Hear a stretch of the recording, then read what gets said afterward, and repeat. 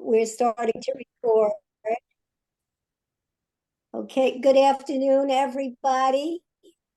Welcome to our December 4th, 2023 retiree chapter meeting. My name is Ann Friedman. I'm the chapter chair.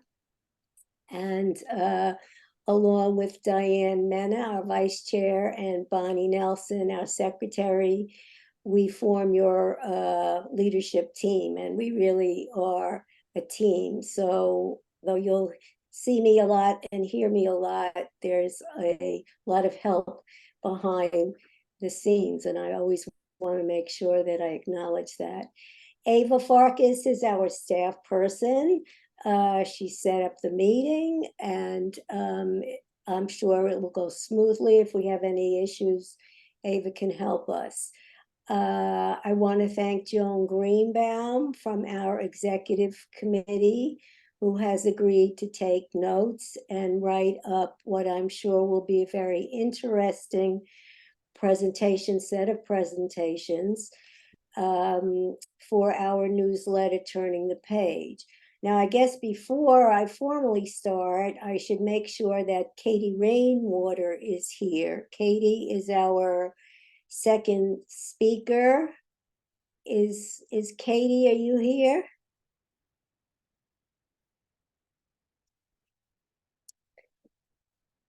Katie Rainwater? Yes, okay, Katie. I just found her. I made her co-host so she can unmute herself. You just found her. Okay, I'd like to see. Okay, yes, I can unmute now. Sorry, I wasn't able to unmute before, but now I can. Okay, so Katie is here? Yes. Can yes. You hear me? Yes. Okay. Okay. Hi, welcome, Katie. Okay, well, welcome everybody again. The topic for today, I think, is even more timely than we might have predicted months ago when we first invited our speaker, and it has a very intriguing title, and it is called Worse Than McCarthyism: The Current Political Attacks on Academic Freedom and Higher Education. The ongoing attacks on higher education, and particularly in the so-called red states, have been ferocious. And I didn't see it today, but somebody told me there's actually something in the New York Times today about faculty in Florida. And our second speaker today, Katie Rainwater, is from Florida, so we may hear more about that. When I first discussed the focus of the talk with Ellen Schrecker, who's our main speaker today, she said that because I'm considered an expert on McCarthyism, she's considered an expert, not me. Because I'm considered an expert on McCarthyism, whenever there's a whiff of political repression with regard to academic freedom, my inbox fills up with questions from friends, colleagues, and journalists asking how what's happening today compares to McCarthyism. And my usual answer, said Ellen, is nuanced, and it depends. No longer does she say that. The political attack on higher education by right-wing ideologues and politicians like Florida Governor Ron DeSantis is worse, much worse. During the 1950s, about 100 professors lost their jobs for defying the anti-communist Inquisition. Today, the educational gag laws adopted by red state legislatures reach into every classroom, putting thousands of college teachers at risk if they teach the truth about America's past and present social and political problems. In order to fight back against this unprecedented threat to our democratic system and the higher education system that protects it from forces of authoritarianism, we must understand how and why the current attack on academic freedom has gained so much power. and then we can organize. And that's Ellen speaking. Ellen is a very well-known name. She's a retired professor of history from Yeshiva University, and she currently serves on the AAUP's Committee A, that's the Committee on Academic Freedom and Tenure. So she's with us today to discuss academic freedom issues with looking at academic freedom issues with both a historical and a contemporary lens. Ellen has written extensively about McCarthyism, political repression, and American higher education. Her forthcoming book, edited with Valerie C. Johnson and Jennifer Ruth, The Right to Learn, Resisting the Right-Wing War on Academic Freedom, will be published by the Beacon Press early in 2024. Among her other books are The Lost Promise, American Universities in the 1960s, 2021.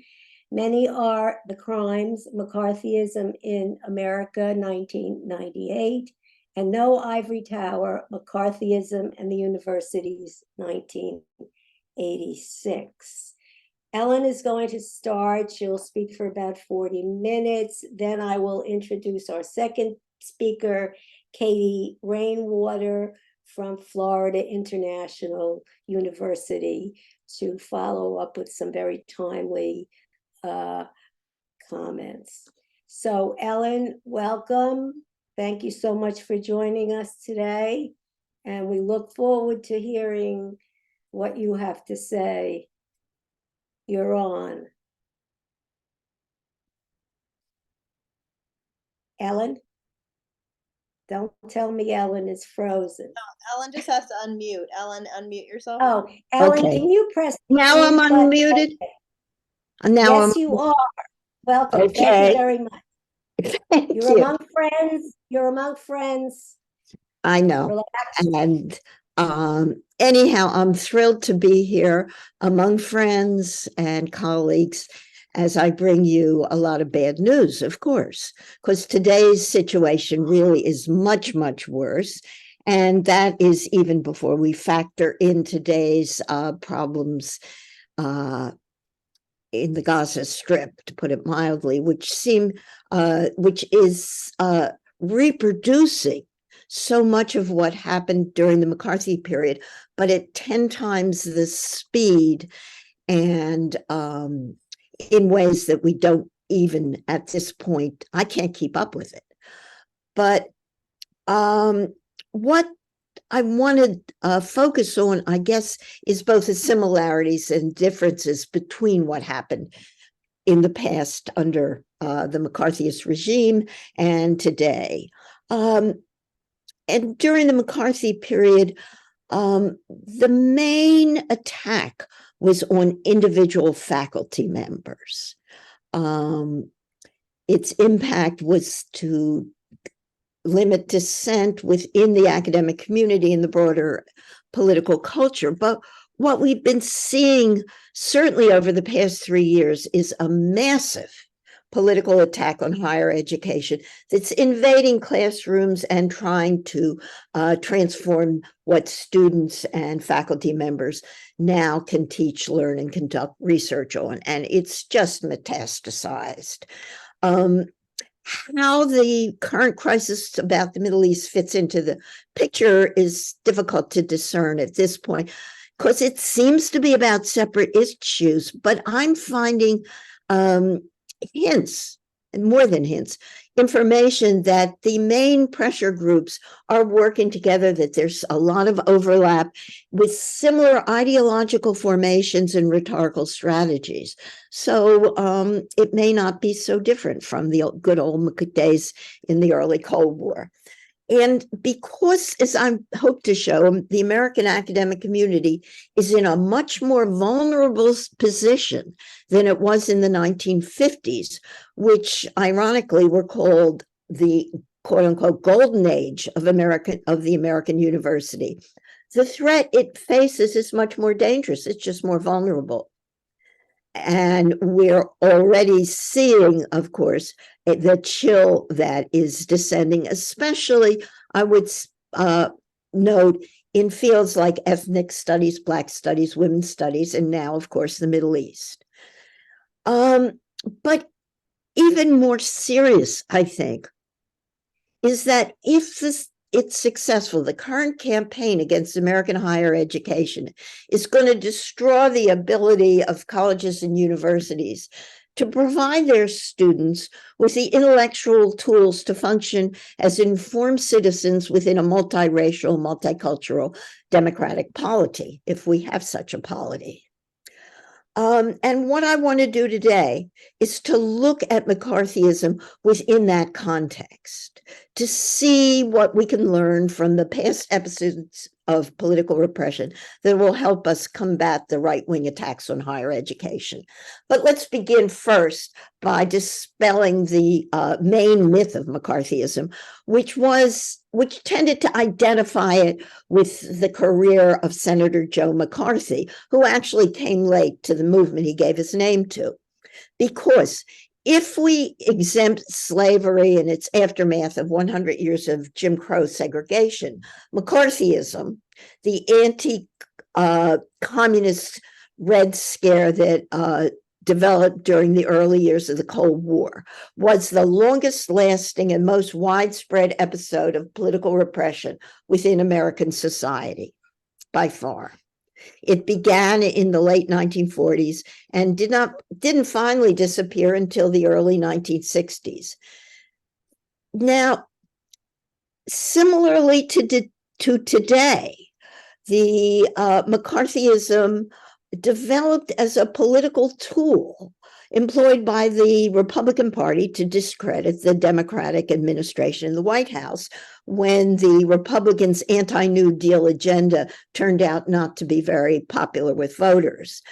And so much as today's culture wars are being used today for similarly partisan purposes, that's what it was. But the thing about McCarthyism that I do want to point out, because it's important here, is that whatever its impact, it was specifically designed to focus on eliminating communism and the Communist Party and all the individual organizations, individuals, and ideas associated with it from any position of influence within American society. It's important to realize that the victims were not, quote unquote, innocent liberals, but people mostly on the left who had at some time, maybe in the 30s or 40s, some kind of connection to the American Communist movement, which in the 1930s and 40s was the most important and most dynamic organization on the left. Now, in order to root it out, McCarthyism operated in accordance with a two-stage procedure. The first stage was that of identification, usually by some kind of official body, a congressional committee like the House Un-American Activities Committee, HUAC, or Joe McCarthy's own little committee. The FBI was incredibly important here.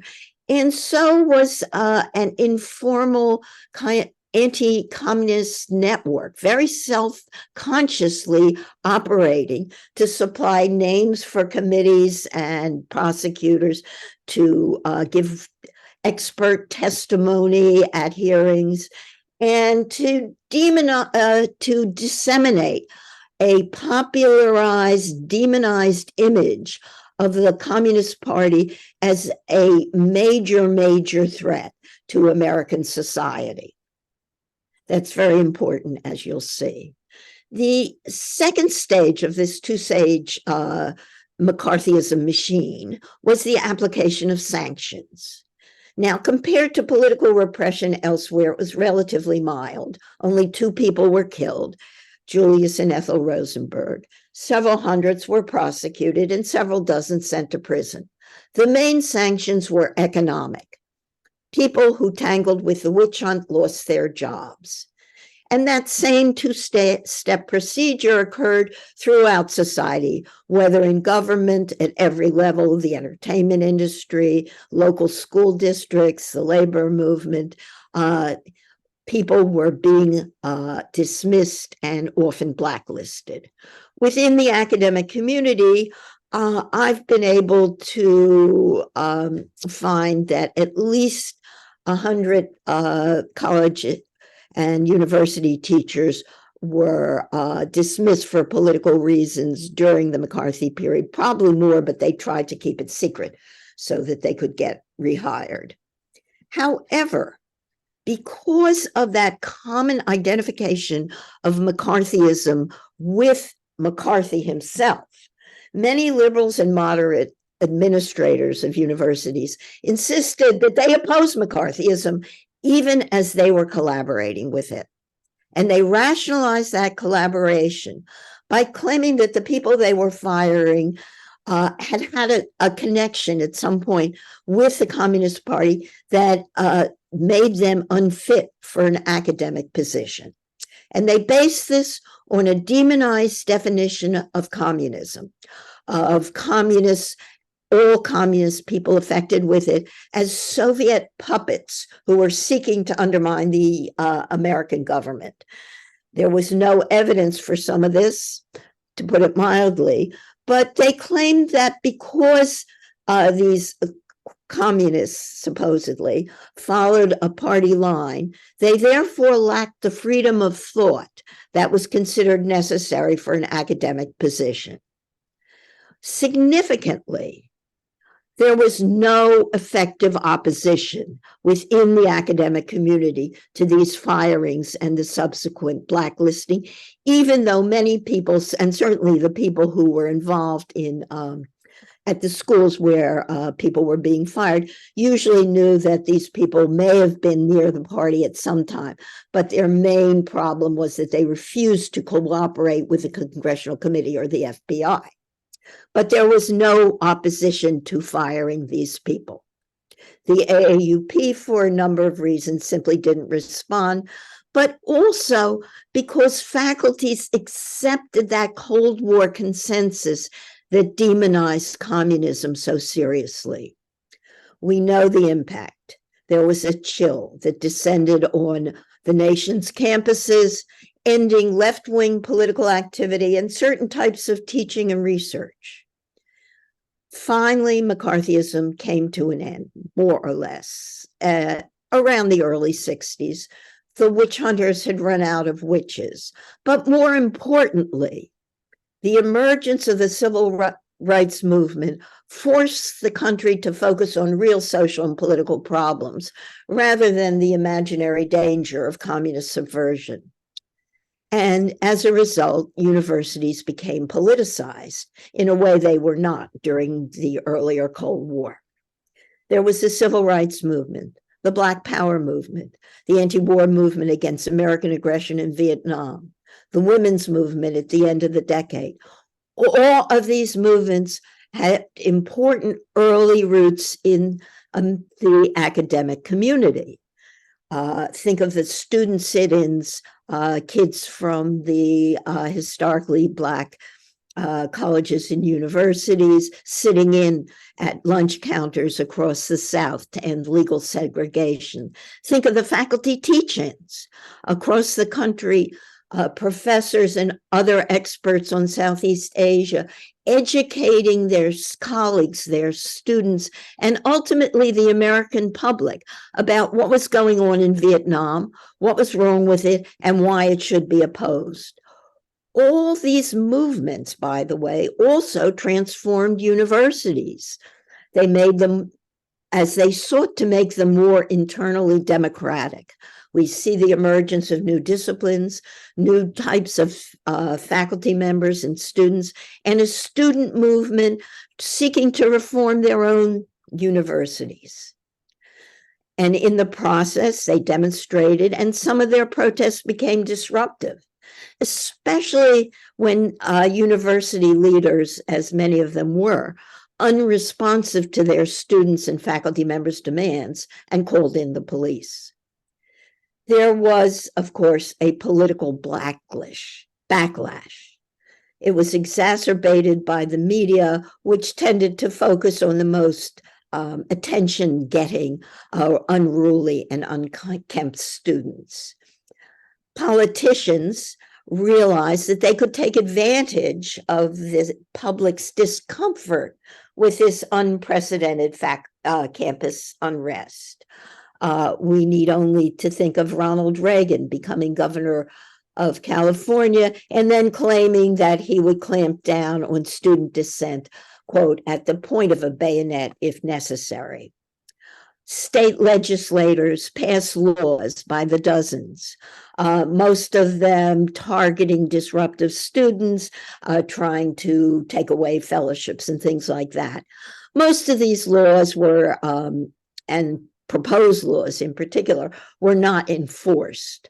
But the long-term impact did, within the political sphere, reduce the unquestioning previous support for higher education among politicians and the general public.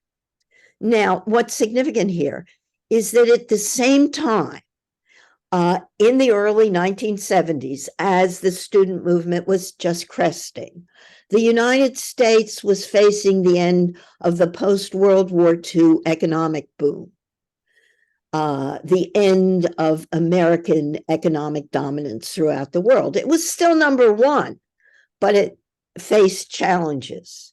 There was an oil crisis, there was inflation, and there was deindustrialization as American corporations adjusted to the new situation of getting competition from countries like Japan and Germany by relocating their manufacturing plants and shipping well-paid blue-collar jobs to countries that had cheaper labor costs. So what's happening? By the middle of the 70s is a sense that the Keynesian model of a social democratic welfare state that had provided economic stability was no longer working. And that sense of confusion, I guess, created an opportunity for libertarian right-wing, for a libertarian right-wing agenda of unfettered free market capitalism to gain a hearing. Combined with a conservative political backlash against the democratic movements of the 1960s, the American political establishment adopted a rather mean-spirited neoliberal regime that claimed to bring prosperity by starving and then privatizing the public sector. For the academic community, this economic crisis of the 1970s will bring austerity to the campus as university administrators are forced to deal with the reduced public funding of their institutions.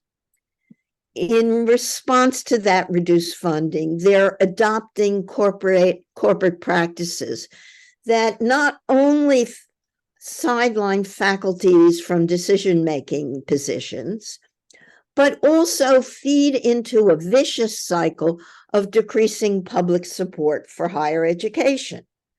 The most serious of those practices, at least for the public, is that of the increase in tuitions that, as we know, will create a $1.6 or more million student debt crisis that is blighting the lives of so many individuals across the country. The university administrators are also emulating businesses by cutting costs, mainly by transforming their faculty members into gig workers. As of the moment, about over 70% of the educational staff consists of poorly paid part-time and temporary workers who, unless they have a good union contract, lack the job security that tenure provides, and accordingly have no academic freedom at all. This is especially the case at those second level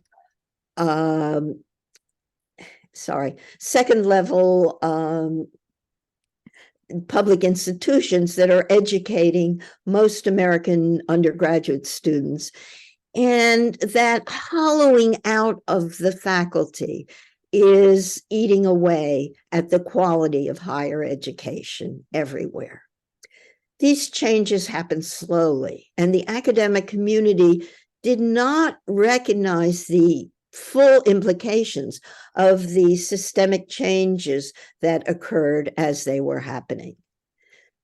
The situation is complicated even further because at the same time as higher education is losing popularity and losing its quality, it's also seen as becoming increasingly essential for economic success as the well-paid blue-collar jobs that don't require a college degree are disappearing. In addition, the American elites have for a while been dodging any kind of serious attempt to deal with the nation's social and economic problems by sort of shuffling them off onto the system of higher education, especially those problems that have been intensified by the increasing inegalitarianism of the neoliberal regime. Much of the sort of social engineering that takes place or does not take place within the United States has been put on the backs of universities. But hey, wait a minute, they can't do that. That's not what they're set out, their mission is. And so, of course, the nation's institutions of higher education are failing to meet the expectations for individual social mobility. And as a result, there's greater disillusionment and an increasingly growing negative attitude toward the university that is not fulfilling the promises of something it can't possibly deliver on. Now, it's likely that these problems might have already led to a greater public questioning of the value of higher education in and of themselves, but they were exacerbated because that system of higher education was being, since the 1970s, has been targeted by a powerful anti-democratic conspiracy to undermine the public sector. And I'm using the language conspiracy that I've learned from the most important book of our era, Nancy MacLean's Democracy in Chains, The Deep History of the Radical Right's Stealth Plan for America.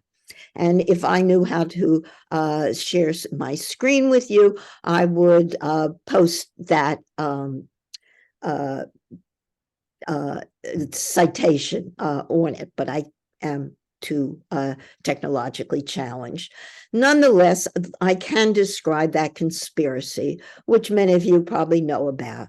It's the product of a highly self-conscious network of right-wing billionaires and free market ideologues and political opportunists. Among them, the Koch brothers, who are only the most well-known of this network reactionary philanthropists, who have poured hundreds of millions of dollars into their campaign to impose their libertarian vision on the rest of society.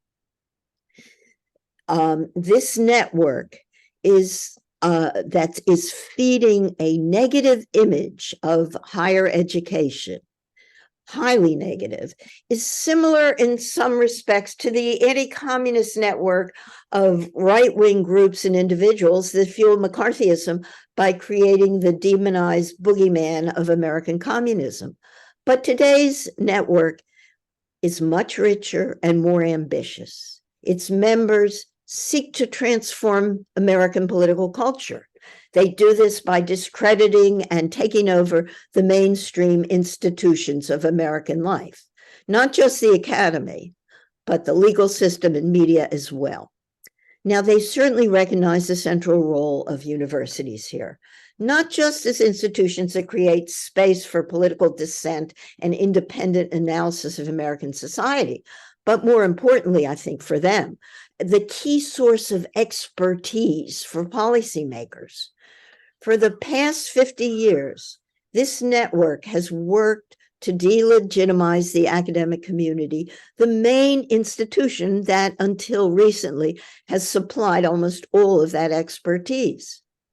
That the right-wing philanthropists are funding think tanks and organizations like the Heritage Foundation, the American Enterprise Institute, the Manhattan Institute, the Federalist Society, groups that offer right-wing policy proposals and support litigation or draft legislation or disseminate right-wing propaganda to politicians, the media, and the public.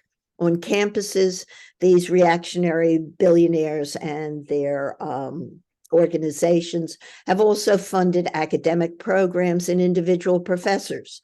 They groom conservative college students to staff their network of right-wing organizations and support right-wing provocateurs who are creating disruptive incidents on college campuses.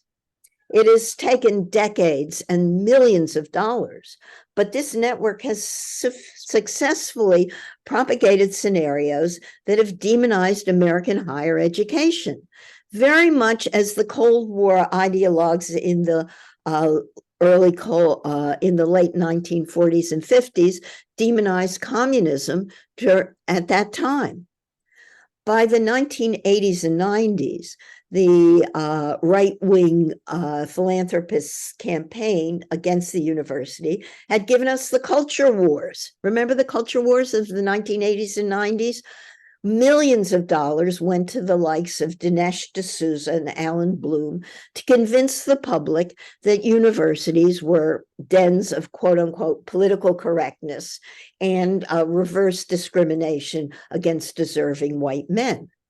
By now, even moderates and liberals claim to believe that faculties are out of touch with the rest of society and eager to silence conservative voices and repress free speech. I'm leaving out all the nuance here, by the way. All too many faculty members, even faculty members, view student activists as a greater threat to academic freedom than the right-wing political campaign to impose its reactionary agenda on the nation's classrooms. That campaign intensified during the 2020 presidential campaign when Donald Trump adopted a scenario created by Chris Ruffo, a political operative connected to the Manhattan Institute, that blamed critical race theory and similarly divisive ideas for undermining American values and making students, quote unquote, uncomfortable, presumably conservative, straight, white Christians. After Trump left the White House, the action moved to the states, where ambitious right-wing legislators proposed measures to restrict the ability of educators at every level to teach the truth about the past and present racism, sexism, and other forms of oppression that have blighted the United States throughout its history. Since 2021, more than 300 of what PEN America, the literary and free speech organization, PEN America has called them educational gag orders. These have been proposed in state legislatures across the country. Initially, they targeted K through 12 education, but increasingly PEN has found them targeting higher education as well. Initially, they dealt with racial issues. Now they're again looking more at matters of gender and sexuality, and recent measures are abolishing tenure and attacking DEI programs, as well as the bodies that accredit colleges and universities. As of the beginning of last month, 40 such educational gag measures orders are in place in 22 states. And in Florida, as Katie Rosewater will explain, it's ground zero for that kind of repression, with its stop woke and don't say gay laws on the books, and Ron DeSantis's destruction of its experimental 4-year liberal arts new college. And now Palestine. Okay. For the past few decades, it's been the toxic third rail of academic freedom, at least since 9/11. Now, academia has always had squeaky wheels. These were bold and often outrageous dissenters who used to get into trouble when their extramural speech dealt with the most sensitive political issues of the time. And it's significant that since 9/11, at least, a disproportionate number of dismissals of faculty members for political reasons have targeted the supporters of Palestinian freedom. I could give you a list. There's Ward Churchill, remember, denouncing American complicity in the Israeli suppression of Palestinian nationalism, but who was eventually belatedly dismissed for other reasons from the University of Colorado Boulder.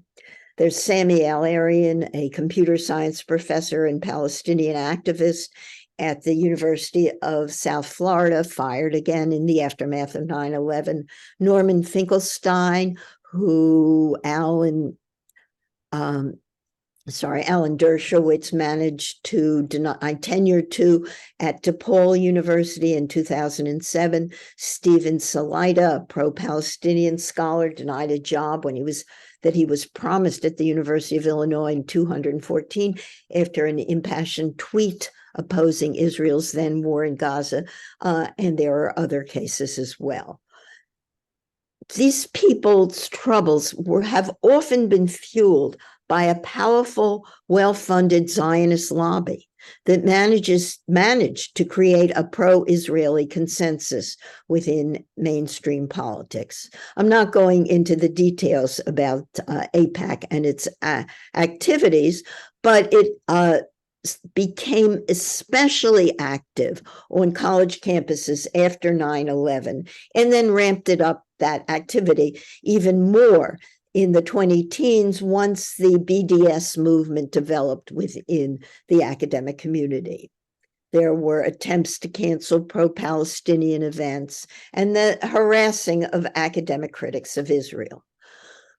Now, here's where there's a kind of similarity to what went on during the McCarthy period, because just as McCarthyism demonized the notion of communism, for nearly a decade or so, the Israeli lobby has been weaponizing the definition of anti-Semitism by claiming that support for Israel is central to the identity of all Jews, and that therefore criticism of Israel is by definition, anti-Semitism. Well, I guess I'm an anti-Semite since I'm not happy with what Israel's doing today. Anyhow, where are we today? We're seeing two major repressive forces focusing on higher education.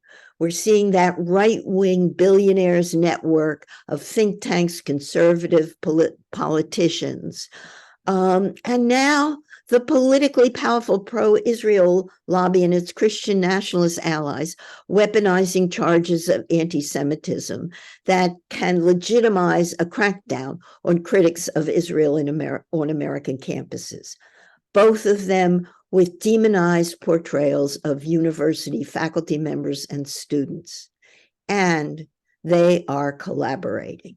I mean, only yesterday I discovered that ALEC, ALEC, the American Legislative Exchange Council, one of those well-funded groups by the right-wing billionaires, is now, and the group that more than any other wrote the uh, educational gag laws, is now pushing state legislators to pass resolutions supporting Israel. And as of now, apparently at least 8 states, including Pennsylvania, North Dakota, and Nebraska, have supported such state measures. Already we're seeing a few people being fired. I'm trying to keep a list, but it's hard to do. We're seeing crackdowns on student protest groups. We're seeing donors with highly publicized statements pulling back their support for their alma maters. And we're seeing administrations everywhere caving in. Yet, it may not be a replay of McCarthyism. On many campuses, it looks much more like the 1960s. Faculties and students are much more active, and they have more power than they know if only they use it. But they have as yet not made much of an impact. Now it's early, and it's unclear what the outcome will be. It may, in fact, be too late to sort of stop a really major outbreak of repression that makes McCarthyism look like a Tea Party. And the prospect of a second Trump administration is utterly terrifying. After all, except in a few cases where active faculty groups and administrations have prevented the most drastic legislation from passing, the academic community has failed to stop the educational gag rules in red states. And at the moment, all too many administrators seem poised to crack down on pro-Palestinian students and professors if they haven't done so already. Even so, as the threat to academic freedom and the integrity of higher education has mounted over the past few years, faculty members who held back during the McCarthy period are beginning to wake up. There are some promising signs. The widespread and rapid response after the Middle East conflict broke out and administrators seemed unable to press back against repressive demands for repressing pro-Palestinian activities, that's one promising sign. That didn't happen during the McCarthy period. Another, it seems unrelated, but I don't think it is the unprecedented wave of unionization on college campuses, especially on the part of graduate students and contingent faculty members. So what do we see?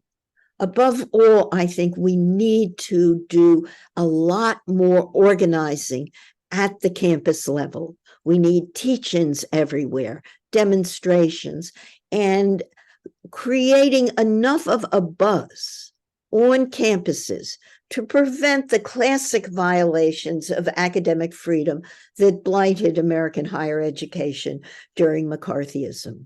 Specifically, at the moment, we need to create a movement on our campuses that this is right now, a movement that exerts enough pressure on administrators not to enforce the educational gag rules or other measures against critics of Israel. That's really important. The danger is great, but if we are to protect the integrity of American higher education and preserve the humane and democratic values that we cherish, we cannot stand aside. We have no other choice. Thank you. Thank you so much, Ellen. Wow. We will come back shortly to raise some questions and comments on your very provocative and insightful talk. Before we do that, we're going to hear from a younger colleague of ours who's in service at the University of Florida International University, and that is Katie Rainwater. Katie is a visiting assistant teaching professor, as I said, at Florida International University. She teaches sociology. Her research on guest worker programs in Asia has appeared in Work, Employment, and Society, International Migration Review, and Critical Asian Studies. Her current research project examines the experiences of farmers and workers in the export-driven shrimp aquaculture industries of Thailand and Bangladesh. She is a member of the United Faculty of Florida and Labor Notes Public Higher Education Workers Group. So, Katie, tell us a little bit about what's going on in your state. Okay, so thanks so much for having me. I'm very, excited to speak with you all. I've got some pretty just informal remarks planned. My intent is to just try to give you a sense of what it's like on the ground here in Florida. The piece that I contributed to Ellen's volume, I finished in January, and a lot has happened since then. So I'm going to be kind of talking about some of the more contemporary stuff that's occurred since I finished writing that piece. So before I kind of get into the presentation, I want to give you a little bit more of a sense of where I'm coming from. So I teach at Florida International University. This is a large majority minority university in Miami, Florida. There's about 56,000 students, and I am the membership chair for our faculty union. Our faculty union represents full-time faculty. And so included within our union are people like me that are on year-to-year contracts, as well as, tenure line faculty, teaching faculty, research faculty, but not adjunct faculty. And so our unit represents about 1,400 faculty members, and we're just one chapter within a larger local, which is the United Faculty of Florida. This was, a union founded in the 70s, and there's a chapter on every university campus, public university campus in Florida, as well as most community colleges. And I should emphasize that today, I'm speaking as like an individual, not, an official kind of representative of United Faculty of Florida. And so in the piece that I wrote for the edited volume, I made 3 points, and I'll be spending most of my time talking about the latter, the third one. So the 3 points were DeSantis's attacks should be read as the latest front in a decades-long attempt to undermine public education in Florida in order to serve the interest of the political and economic elite. The second point was a central facet of this attack involves attacking educators and educators' unions, who are the natural enemies of this agenda. And the third kind of point is that our best response is to organize. And so,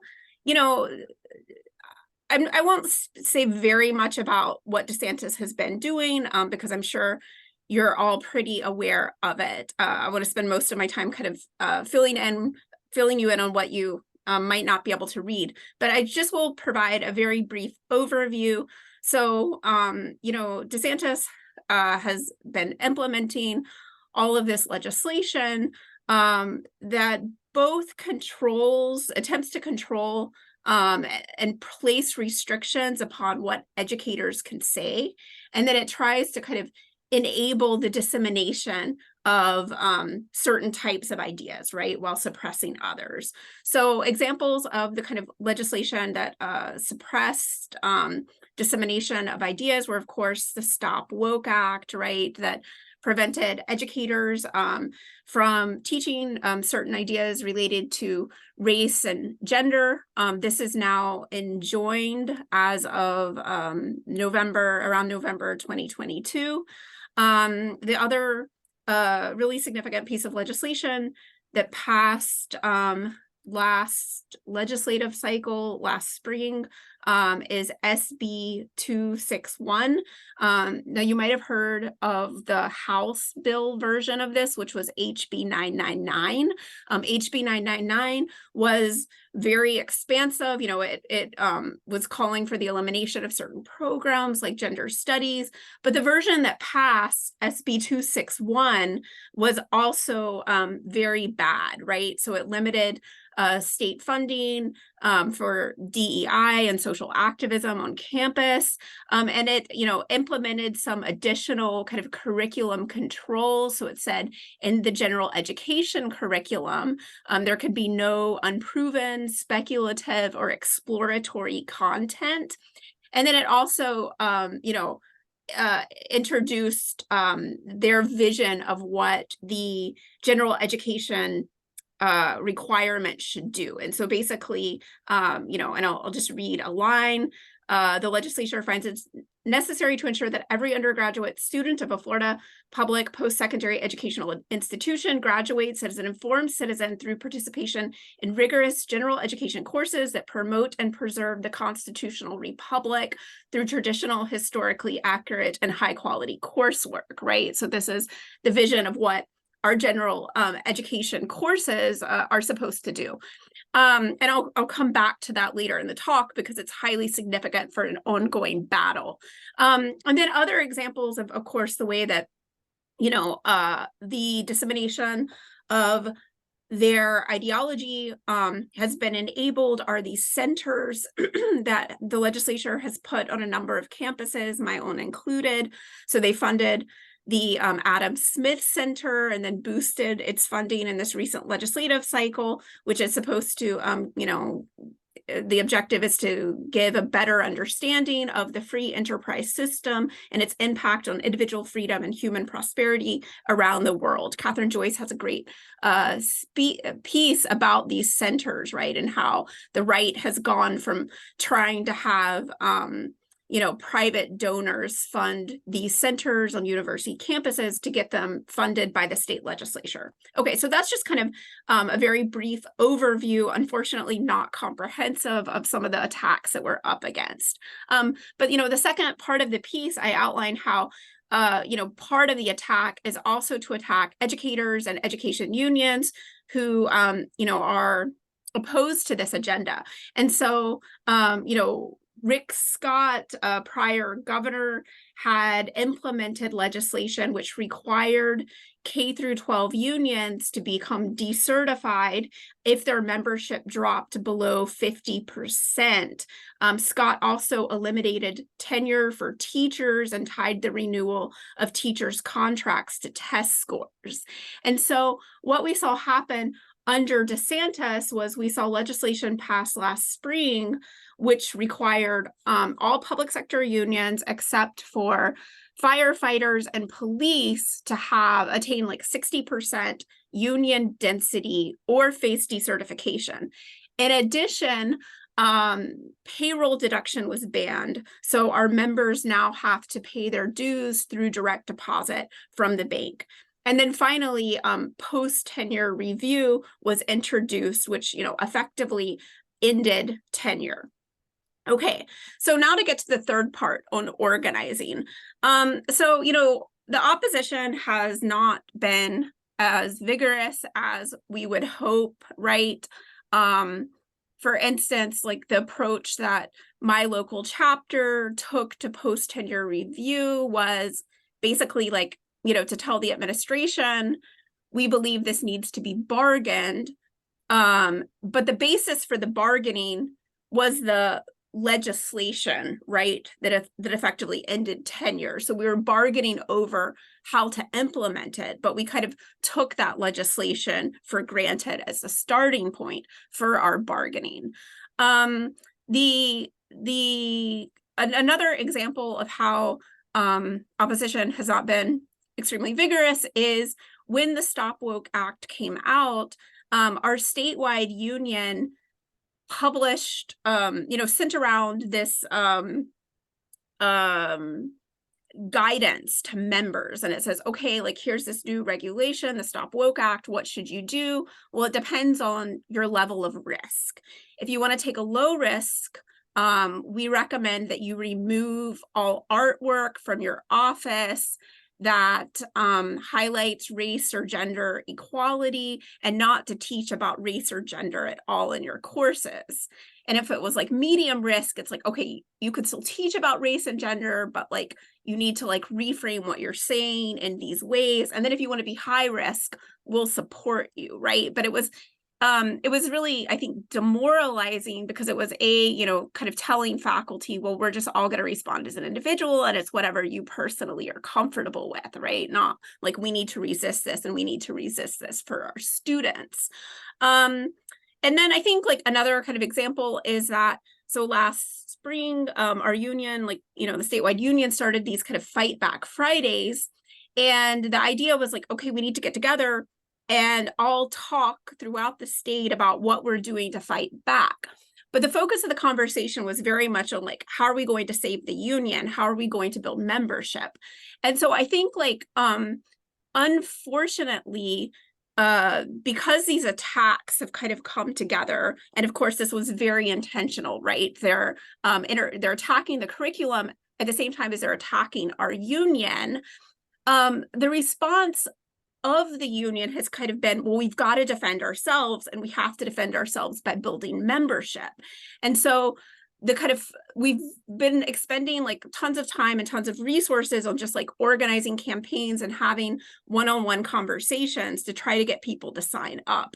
And so my chapter has actually been the most successful at that. And I think part of the reason why we were successful is I began to build a departmental rep structure where I got some people involved who got excited about organizing around the Stop Woke Act, which is what I'll talk about in a minute. And then they've been engaged in recruitment.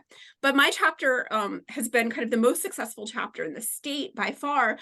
And we're only just over 60% density, which means all the other university chapters didn't make it to 60%. And some are in just like 30% density, right? And I know that it seems that, well, like, given everything that's going on, wouldn't people be rushing into the union? But the fact of the matter is they're not. And, all of our chapters don't have like a particularly great record of being like strong fighting unions on campus. Again, like we're like been under attack for the last kind of 20 years. And so I think, it's actually been like, very hard to get people to join. So I think in my last, 3 minutes, I want to talk a little bit about the organizing that we have been doing, because I think like, instead of just sending people the message of like, you've got to join the union to save the union, we need to be able to show people that the union can resist and that we can fight back, right? So how can we do this? So, last fall, we had a teach-in while the Stop Woke Act was still in effect. We had a teach-in. Ellen came, and we also circulated a petition where we were asking faculty to pledge that they were going to uphold academic freedom in their classrooms, right? So civil disobedience, we're going to kind of continue to teach as we have always taught. I think that another example of resistance was last spring, we organized along with student groups what we called a walkout. I'm not sure how many people actually ended up walking out of class, but it was the largest demonstration in my university's history. We had, because we have a commuter campus, right? And we had something like 400 to 600 people there at its peak. And I think what was really significant about this event, aside from the size and aside from the fact that the faculty union and students worked together, was that we marched to the administration building and told the administration, look, we understand this legislation is coming down from the state, but we need you to stand with faculty, stand with students. And so the action was we posted Post-it notes all over the administration building around how we needed them to support academic freedom. Okay, so what's happening now? Well, at the last Board of Governors meeting, regulations were introduced that would restrict funding to DEI and social activism on campus. The other thing that happened at the last meeting was The curriculum committee of the Board of Governors proposed that sociology should no longer be a core course. It was stated that, we need to be focused on civics and, civic literacy, and sociology doesn't do this. And then I think the third thing that happened was, DeSantis had basically disbanded Students for Justice with Palestine. However, the Board of Governors said, okay, it turns out like we can't disband them, but what we want to do is make them sign this loyalty oath in order to be able to continue operating. So those were the three measures that were introduced at this BOG meeting.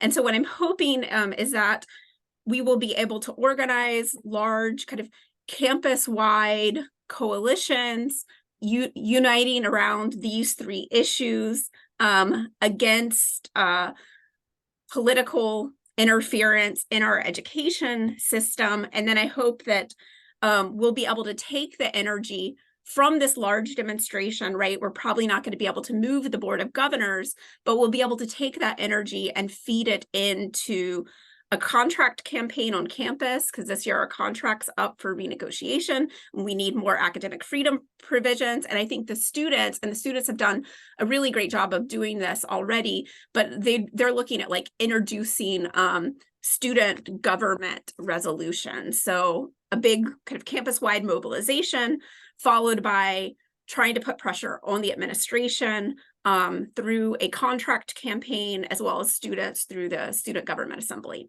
So thank you. Okay, thank you very much, Katie, on the front lines down there in Florida. So we have time to open up for questions, comments, discussion. Okay, I see Laura Fishman and then Erwin Yelowitz. Hi, thank you both. Shall I continue? Yes, please. Yeah, thank you both. Obviously, we're living in dangerous times. This is a question, I guess, primarily for Katie, but maybe Ellen could also want to address it. The situation in Florida, as you reported, is chilling. But what really disturbs me is the move away from civic literacy, because I think civic literacy is very important, especially now with Trump wanting to throw the Constitution out the window. And unfortunately, that the move to teach civic literacy is sort of blended in with an attack on teaching critical race theory, teaching the history of oppression in the United States. But I think we have to be very careful, and this is, a danger for the left and progressive groups in general, not to cede the instruction about civic literacy, about the meaning and importance of a constitution, not to cede this to the right, because Trump is saying he wants to throw out the Constitution. I think people have to understand what that really means. And I think it's a responsibility of the university to educate its students and the public in general. Thank you. Okay, so civic literacy. Katie, you have any thoughts on that? Yeah, I think the point's well taken. I think unfortunately, in this, like, the right, they're kind of bad faith actors, right? Because like they say civic literacy, but like what they mean is like, this conservative version of American history of but I think, so the way some sociologists have been responding is to say that like, well, like sociology is, it's actually really important for an understanding of like citizenship and our role as citizens. I think that I need to think a lot more carefully about like how we should frame this. I think some of the responses have have been a little bit too much assuming the Board of Governors is good faith actors, and this has been like a misunderstanding of like what sociology is and does. And I kind of think we need to be calling out the Board of Governors and saying like, well, sociology, it's a discipline that basically shows how we've never been this society the right says that we are and have been, and it shows race, class, gender inequality, and that's why they don't want us teaching this, right? Okay. Erwin Yellowitz. Thanks. I think first of all, you started in the 1950s with McCarthyism, and of course, Ellen, you could have gone back much further. The AAUP was founded in 1915 because of academic freedom issues that arose in the progressive period, when again the right wing tried to silence the voices of dissent at that particular time. So you could have gone backwards, but I want to question your decision in your talk to focus on the Palestinian issue rather than the general changes that have taken place in recent time. As Katie showed in her presentation, the attack from the right and the attack on academic freedom is not limited to the Palestinian issue. And I think it was unfortunate that you ended up spending so much time on that.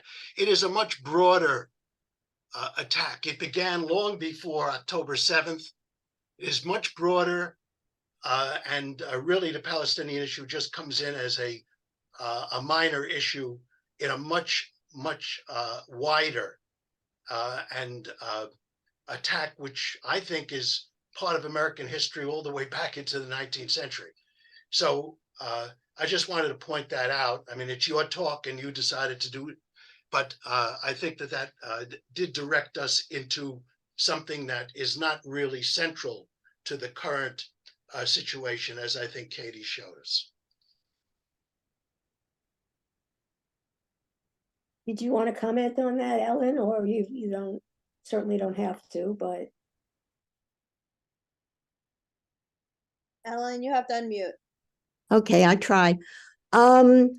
Yes, this goes way back.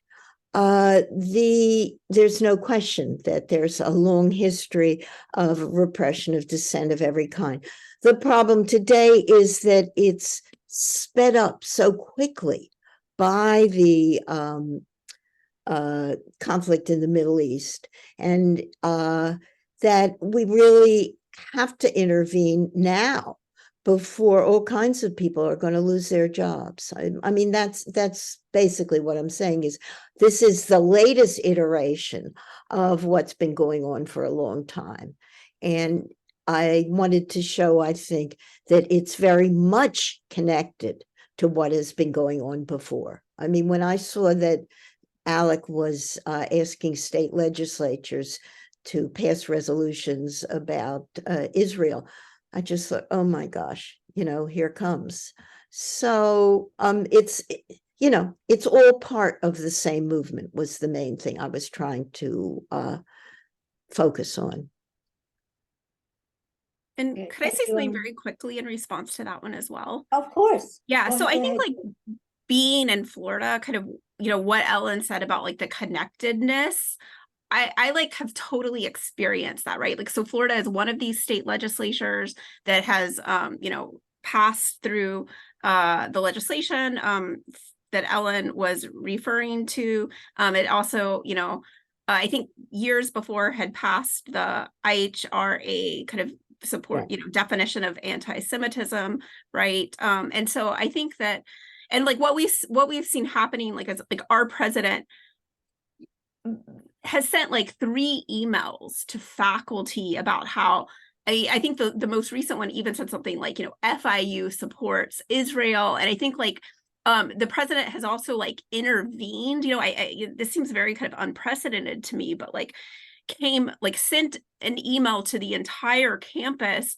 about a student government resolution that was supporting a ceasefire in Palestine and saying, I want to make it completely clear we do not support this, right? And so like in this environment in Florida where freedom of political expression is very much being restricted, as is academic freedom. I recently heard in the Politics and International Relations department, one of the faculty members there was saying, like, someone had suggested bringing in a speaker to talk about the conflict, and then the other person that they were responding to, was like, oh no, I don't want to touch that, and so I think that it's very kind of related, that we see like the administration kind of falling in line with the state government and a narrowing of space of academic freedom and political expression on campus around this issue. Okay, thank you. Okay, Jackie, do you have a question? No, I have, Jackie? I would like to report on a major incident of McCarthyism, which in the early 80s at Rutgers University, which not only drove people like me out of active, open anti-communism. I said that I went into class with Marx under one arm and Lenin under the other. I won 2 grievances and 2 lawsuits, but couldn't afford to go on. But what's more important than what happened to me is that my college was closed as part of the McCarthyist attack. Livingston College was created in 1969 in a response to the student movements and the various social movements, including the students' demand for democratizing pedagogy. It was created in response to all those things. The people who were hired, therefore, were people like me, were a lot of progressive African Americans, feminists. I mean, some of the most famous feminists, I could throw out names, Ann Snitow, Nikki Giovanni, leading Black African American women. That was the kind of a faculty we had. It was the kind of a curriculum we had. And it was the first open admissions at Rutgers University, which had not admitted any African American or Latino students. And so they figured, we'll put them across the river. We'll start a college where you can put all those people. We don't have to deal with them. And so the student body was minority students and white working class, particularly returning vets who had become anti-war. So what they did is they closed the college. I mean, it's just unbelievable. They closed the college with an open anti-communist attack, saying that the college should be closed because we were teaching Marxism. And so in the early 1980s, Livingston College would no longer exist. They got rid of our faculty, all of our faculty, not just me. Any faculty that wasn't already tenured was denied tenure. What happened is that the way they did it is they said they were absorbing Livingston College into Rutgers College. Rutgers College tenure process did not continue anybody who had been teaching at Livingston unless they were already tenured, and they legally couldn't get rid of them. But they absorbed the college, which means they absorbed nothing of the college. They got rid of the faculty, they got rid of the student body, they got rid of the curriculum.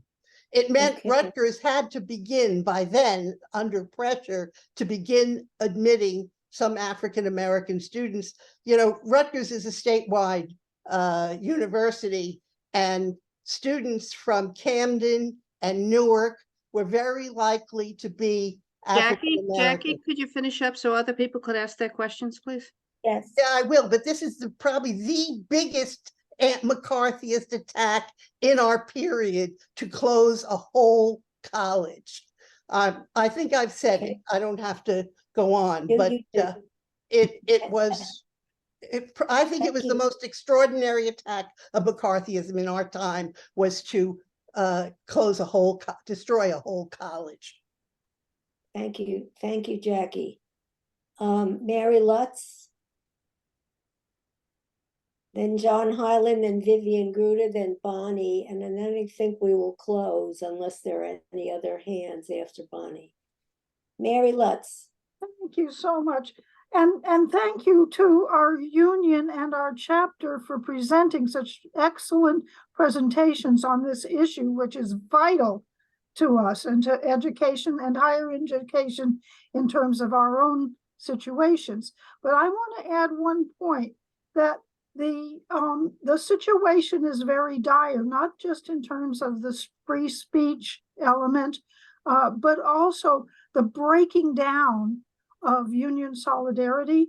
And just this week, I want to point out something that's important just from my perspective, where I use film, I use video, I use a lot of educational tools in addition to text to teach. And one of the things that has happened this week is the beginning of the blacklist again in Hollywood. Susan Sarandon has been kicked out of her agency, which effectively blacklists her from contacts with new contracts for her own work. Now, that sort of thing is already happening, as we see it from the presentations that both Katie did today to update us on Florida, and Ellen did with regard to the history of McCarthyism. One of my own teachers, when I was in graduate school, came as a guest lecturer to the economics program that I was in, because she had to be a guest lecturer because she had been blacklisted from CUNY in the 50s. Now, I wasn't at CUNY for my graduate school, but the point is that once this accelerates, education and higher education are the canaries in the mine of the education branch of this big system. Thank you. And thank you both for being here today. Thank you, Mary. John Hyland and then Vivian. John? Unmute, please, John. Yeah, I think Vivian Gruder was ahead of me on the list, so why don't you let her go first, and then I'll. Okay, all right, Vivian Gruder. Can you unmute, please? Am I now unmuted? Yes. Okay. Ellen, towards the end of her talk, referred to the BDS movement, and in saying so, she overlooked the fact, saying that there were actions against or talk against the BDS movement. She overlooked the fact that the BDS movement is also urging academic institutions to not have academic engagements with Israeli universities. So is that not an example of limits on the academic freedom of institutions if you urge them not to have academic relations with Israeli universities?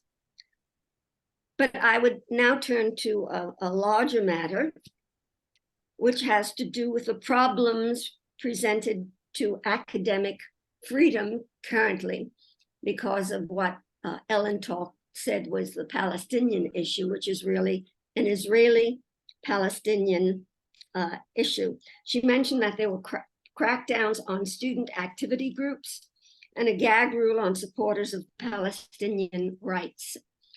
In preparing for today's meeting, I looked up about academic freedom, and I learned that, number one, academic freedom extends to both intramural and extramural activities on the part of faculty. I don't know if this extends as well to students. But my concern currently is the question of factual accuracy in any kind of political movement. After all, universities are academic institutions, and their purpose is to teach matters that are factually accurate, not to engage in distortions and in propaganda.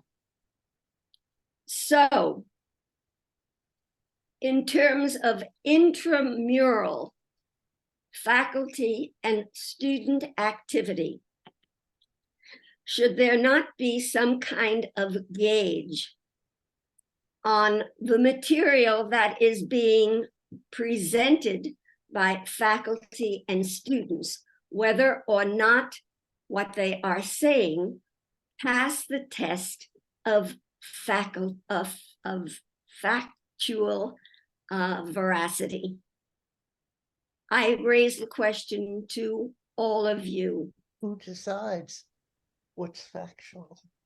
Oh, okay, well,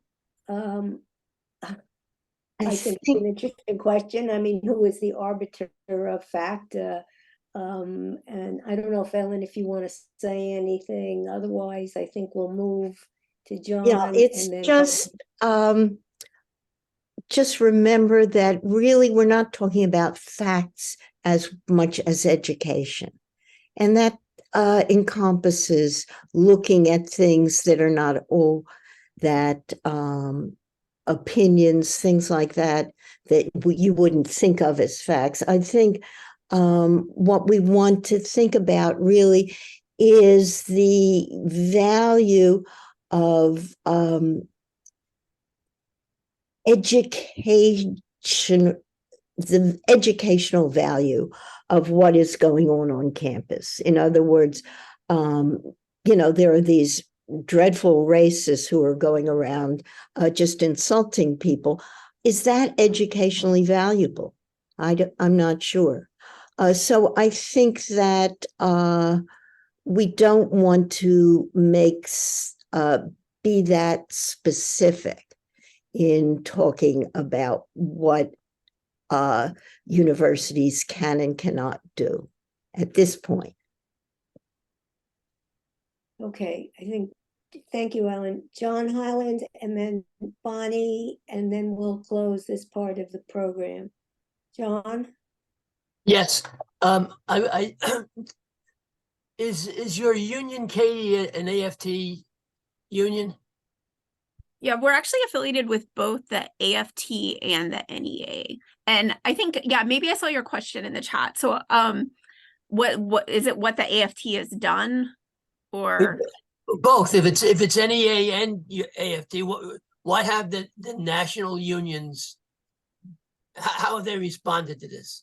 Yeah, okay, so good question.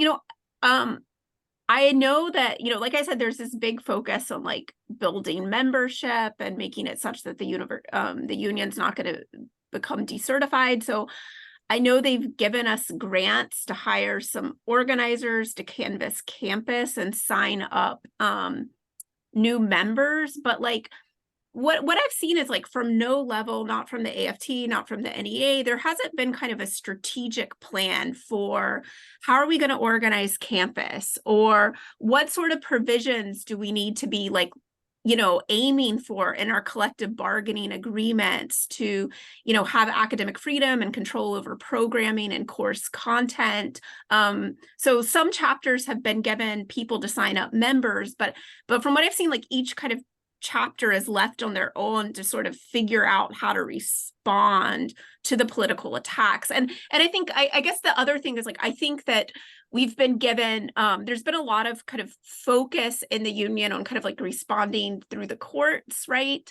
And so I think that some of the cases that we have filed, right, because we have filed cases against some of the union busting legislation. We filed a case around this kind of survey that went out around, you have to say your kind of like political ideology. Some of those cases have been funded by our affiliates as well. So legal support, and membership.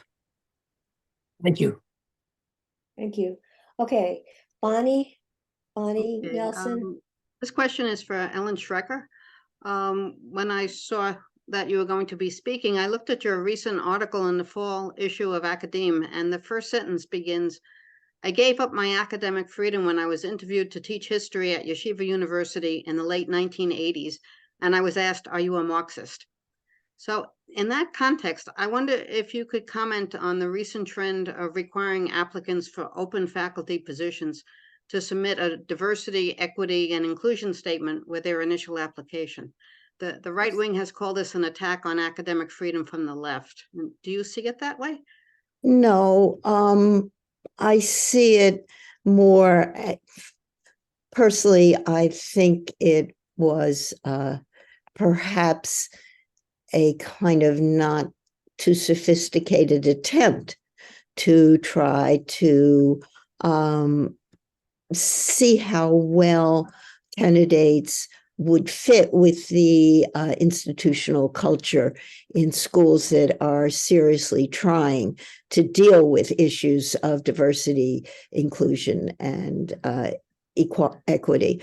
And I think it could have been handled in other ways, but I don't see it as a major problem. And I think, you know, not everything that educators do is always too smart. What can I say? I see one more hand. I'll call on Cecilia. Cecilia McCall. Unmute, please. Yeah, I just wanted to say that Ellen mentioned a book that I think is very much worth reading. She cited Nancy McLean's, I think it's Democracy in Chains. And I would recommend that to people who are looking for a blueprint on how the rights blueprint on how to take over higher education. The historian who wrote that book kind of stumbled on a treasure trove of information. I think it was at George Mason University. And she found the, I guess the work of it. Conspiracy. Yeah, conspiracy theorist there, a right-wing libertarian. And she wrote that book based on what she found at George Mason. So I really recommend it to people who are looking for something to read in this area. Yeah, can I be allowed to share my screen? Somebody? Of course. You can share your own screen. Yeah, if I knew how. What do you want to put on the screen? I need to get, I forget about it. I can't do it. It's too hard for me. I'm sorry. A link I to was the going to book. just put a reference to the forthcoming book that Katie and I have pieces in. It's called The Right to Learn. Yes, I think I announced that. Let me see. I believe I have it in your bio. I think it's in your bio and that we have Oh, it wait a on sec. the, You can put it on in the the website. Here it is. Yeah. I think here it is. There it is. Do you see it? No, but it's called The Right Just put to it in the Learn. chat, Ellen. What? Put I it don't in know the how to chat. put things in the the chat. chat. I'm sorry. All right, maybe somebody can put that in the chat for Ellen, please. I thought I The had Right it. to Learn, Resisting the Right-Wing War on Academic Freedom. The Right to Learn, Resisting the Right-Wing War on Academic Freedom. Beacon Press. Katie just put it in the chat for you, okay? Okay. She's younger. She knows how to do all these amazing things. Thank you, Katie. Okay. Okay. Well, thank you both very, very much, Ellen Schrecker and Katie Rainwater, for joining us today, sharing some very important history and current events and provocative thoughts.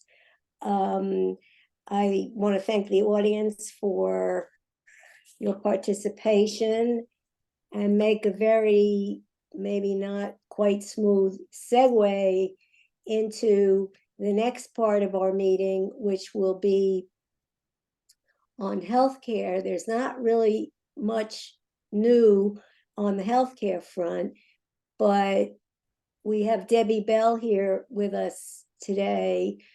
I don't know if Debbie, if you have anything at all that you want to tell the group, or if anybody has any questions, we can take a few questions, and then we have a couple of announcements.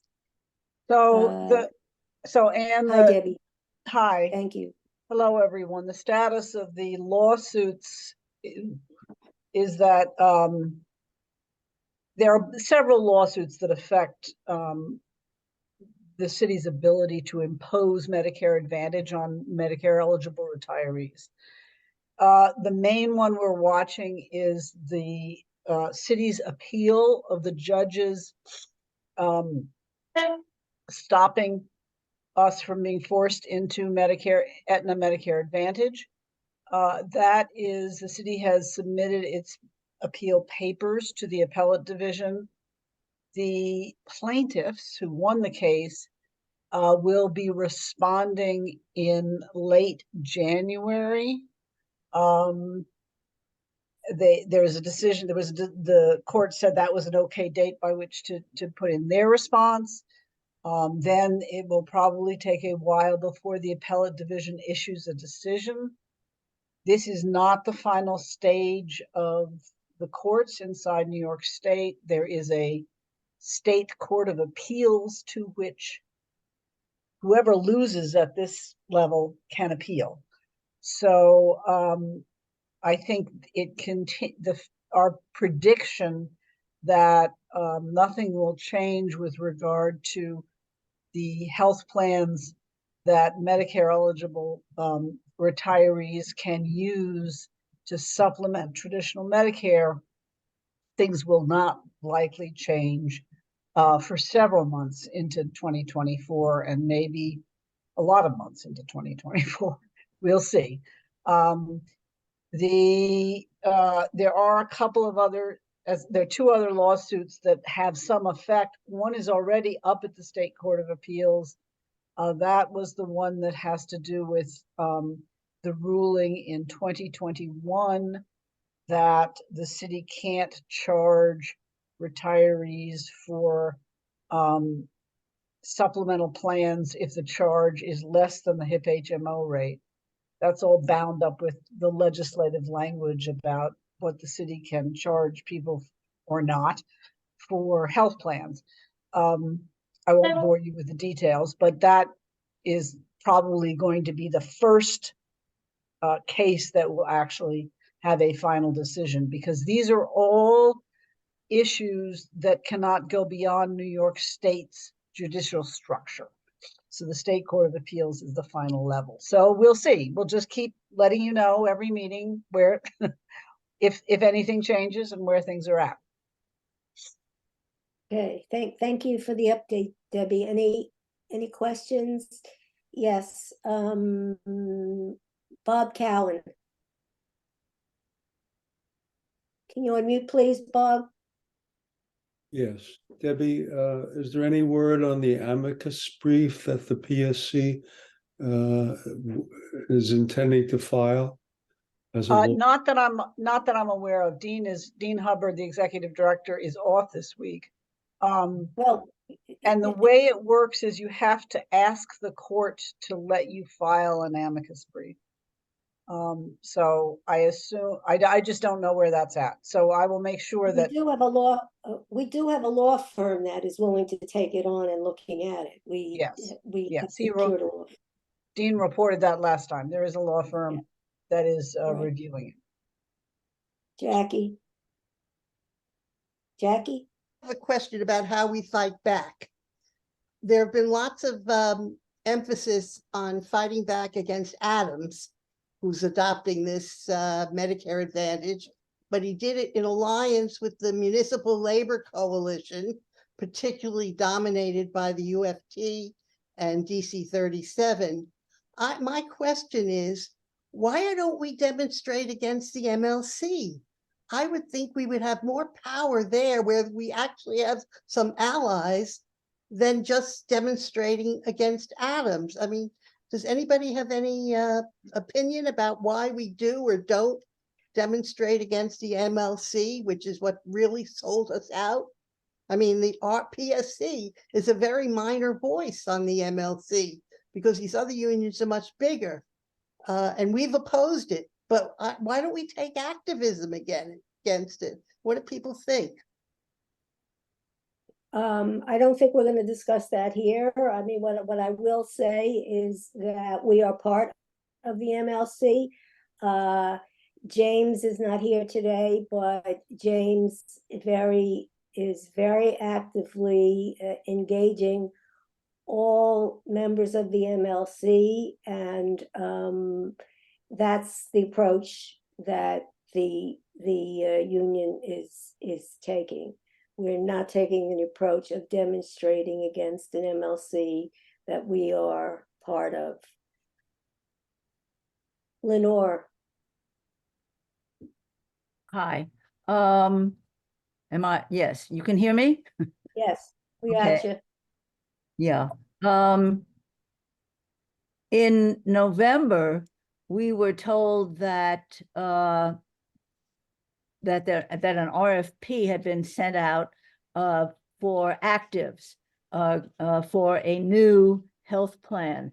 And at that same time, you mentioned, I think, that there was a small working group in the DA that was now going to be expanded to include the actives. And I saw that in Turning the Page, that was referred to as well. So I'm assuming that there is such a working group. I'm very happy to see this because I have longed to see this anything approaching the same energy that the union gives to its other demonstrations. For example, over the weekend, the union has been basically silent in larger settings, more vocal about the healthcare issue. So just a question, if you have any information or anyone can speak about what so far this working group that's composed of active issues and retiree issues has done so far. Thanks.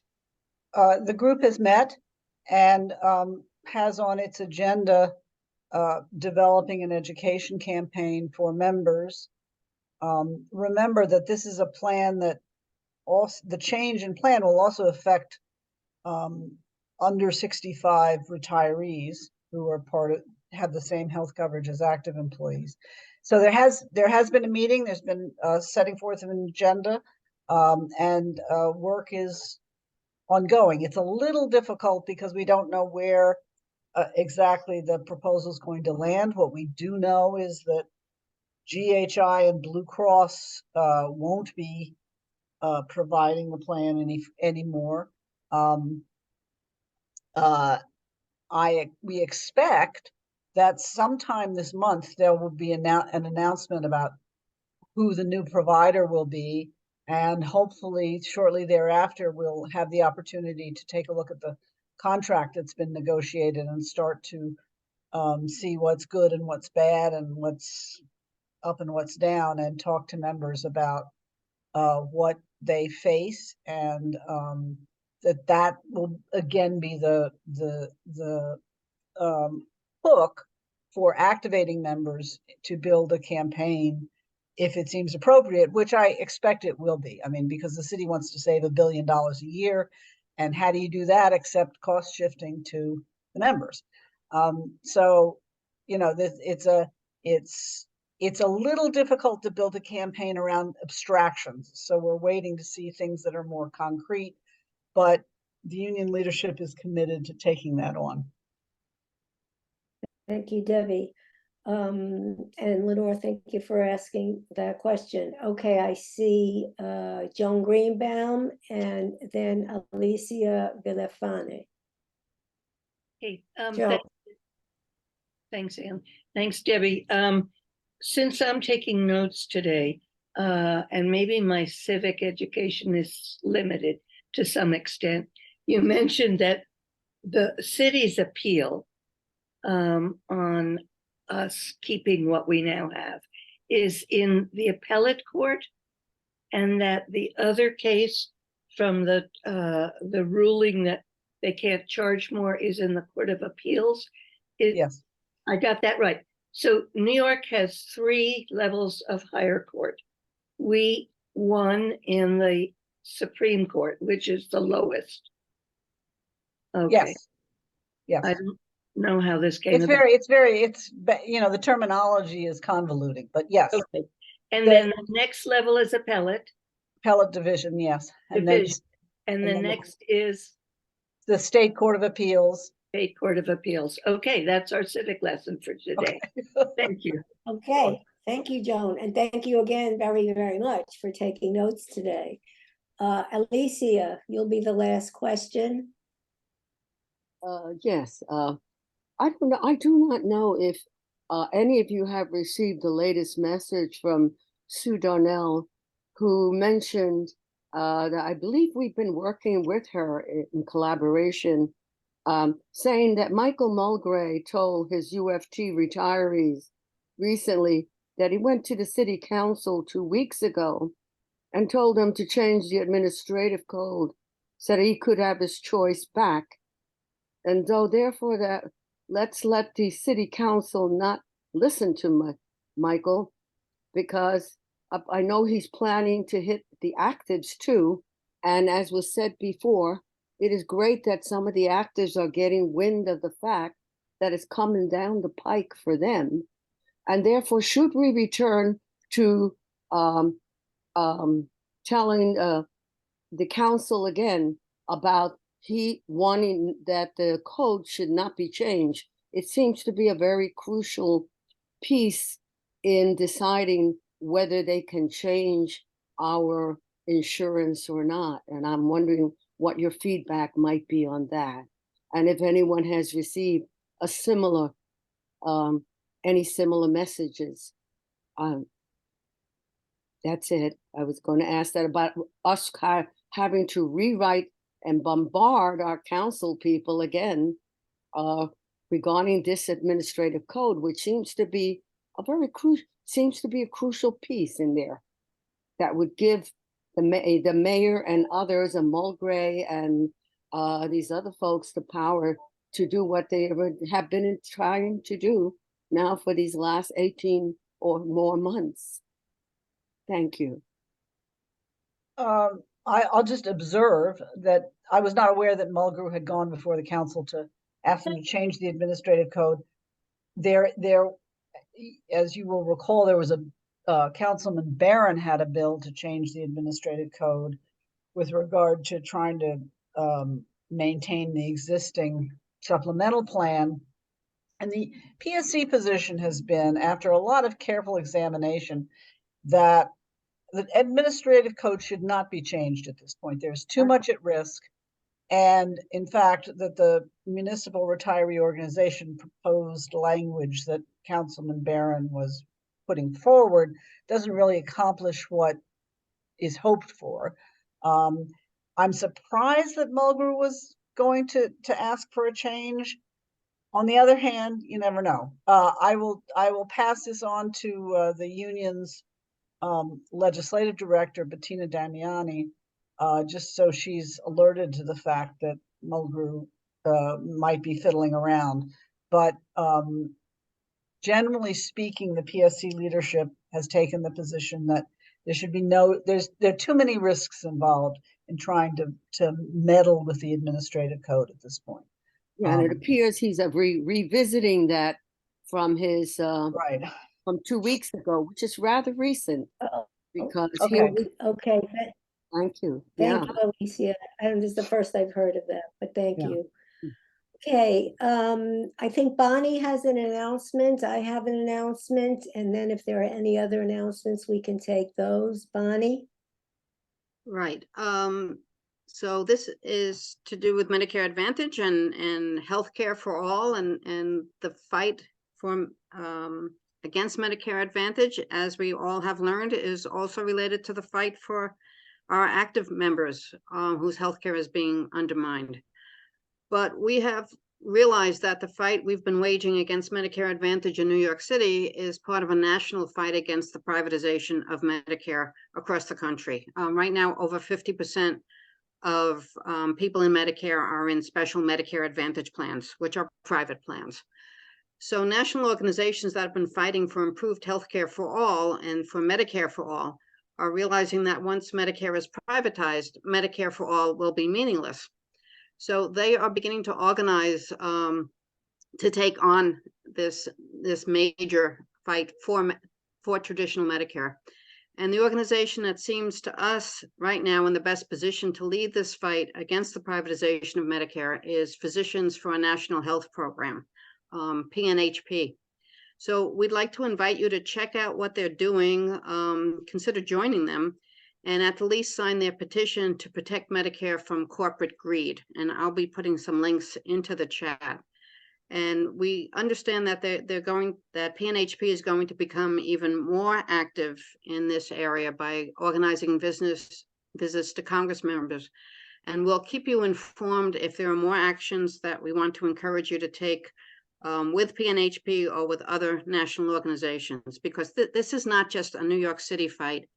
And the ultimate goal is, you know, a decent health care system for all. Not just retirees, but for actives or for people in unions, but for everybody in this country is entitled to decent health care. So this is part of that bigger fight, and it's not going to be fully won until we win that. So I'll put those links in the chat. Thank you, Bonnie. I want to announce the topic of our next meeting, which will be January 8th of the new year, 2024. And the title is The Yin Yang of Our I thought I saw a hand. The Yin Yang of Our Physical Urban Environment, Architecture, and City Planning. Everything we experience in our city, the buildings and the open spaces, reflect and constitute the divisions of class, religion, culture, and immigration status. How can an awareness and commitment foster and organize for progressive humane change? What can move us forward? Fellow retirees, architect Alan Fagenberg and city planner Tom Agnati will share information, their perspectives, and their active involvement, and encourage an open-ended dialogue. So we'll be talking about architecture and city planning. That's January 8th. We will be sending that out to you in blast messages, and it should be on the website tomorrow. Are there any other announcements? Me briefly, Anne, Joan? Yes, Joan. Okay. I hope you got on paper the turning the page that was for November. Can you people raise hands perhaps if you got it on paper, like a real That's newsletter? Our newsletter. Yeah. Turning the page. Okay, great. Okay, great. The next one, we're switching months now, and the next one will go out probably in February, so it won't be every single month. But it seems to be, we want to know if you're reading it, because if you're not reading it on paper and you prefer to read it electronically, some of us do, and some of us do both, we want to hear from you. So in the next newsletter, you're going to see a little thing to click on to tell us if you're reading it. Okay? And as always, if you're interested in writing for the newsletter, or you have an issue you think we should cover, write to retirees@pscmail.org, and I'll put that in the chat. And many of you have now seen Bonnie put that very important thing about Medicare for all in the chat. Thank you. Right. Okay, well, thank you, everybody. I want to wish everybody a happy holiday coming up. I can't believe it, but we're coming to the end of this year. Wish you a happy new year. And if we don't see you before, hopefully we'll see you on January 8th. And our healthcare will continue to remain as status quo. And thank you very much. Motion to adjourn. I adjourn. I move that we adjourn. This meeting is adjourned.